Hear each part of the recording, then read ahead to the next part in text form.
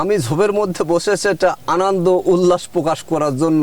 আমি এই দেশের মানুষকে দেখাতে চাই ছোট্ট একটা পুকুরের পাড় দিয়ে কি সুন্দর আম আমি অসময়ে অমৌসুমে যে আমটা দেখাতে পেরেছি, এটাই আনন্দ উপভোগ করছি আমি নিজেও এবং বাংলাদেশের মানুষকে সবাইকে এই উপভোগটা দেখানোর জন্য। তো এই দেখুন যে কি সুন্দর আমাদের সোনালী ফসলের কোনো অংশে কমা নয়।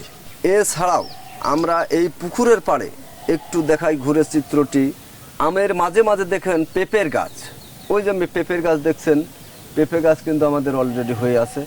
এরকম যদি পেঁপের গাছও দিয়ে থাই, মনে করেন এই যে মাঝে একটা দিয়ে রাখছি, এইভাবে পেঁপে গাছ আমরা লাগালেও এরকম আমরা পারিবারিক চাহিদা মেটাও আমরা বাজারজাত করতে পারবো এবং পাশাপাশি আমাদের সংসারের যত তরি তরকারির একটা চাহিদা আছে সেই চাহিদাটাও আশা করি আমরা পরিপূর্ণভাবে পেয়ে থাকব। এই যে দেখুন আমাদের কাটিমন আম গাছ, কি সুন্দর আম প্রতিটা জায়গাতেই ধরে আছে। অল্প 3 কাঠা জমির ওপরে যে ফসল ফলায় দেখানো যায় মানুষকে, এটাই আজকে চিত্রটি তুলে ধরলাম। এই দেখুন 3 কাঠা জমির ওপরে আমরা একটু 2 ধার দিয়ে মাটি দিয়ে বেঁধে ভিতরে মাছ চাষ করতেছি। এই দেখুন আম চাষ করতেছি, এটা আমরা থাই কাটিমন আম বলে ইতিমধ্যে জানতে পেরেছি। আর এই জাতটাই আমরা সংগ্রহ করে এই পুকুরের চতুর্ধার দিয়ে এই আমগুলো রোপণ করেছি। ইতিমধ্যে দেখতে পারছেন যে চিত্রটি না দেখালেই নয় যে এখন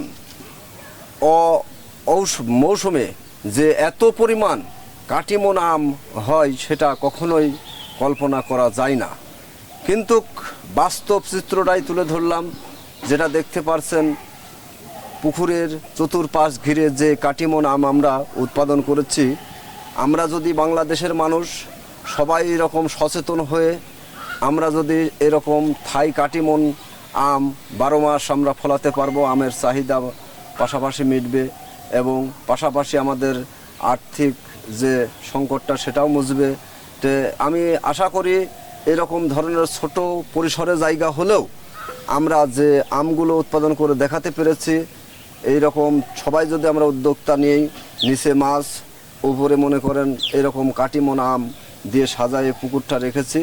যদি আপনাদের আমার এই সমস্ত কিছু পুকুর আম দেখে যদি ভালো লাগে, আমাকে সবাই অনুপ্রেরণা করে একটু লাইক শেয়ার কমেন্টের মাধ্যমে আমাকে অনুপ্রেরণা করে জাগাবেন, যাতে আমি আরও উৎসাহ হই, আরও বাংলাদেশের লোককে সবার দেখার জন্য শেয়ার করে দেবেন। সবাই যাতে আমরা এরকম ফসল ফলায়ে এরকম সোনার বাংলা গড়তে পারি, এই আমার আশা।